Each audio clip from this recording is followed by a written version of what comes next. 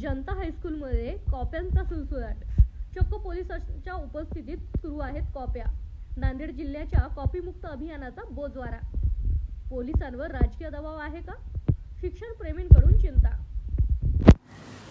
जनता हायस्कूलमध्ये बोर्ड परीक्षेदरम्यान खुलेआम कॉपिंग होत आहे आणि ही धक्कादायक माहिती समोर आली आहे.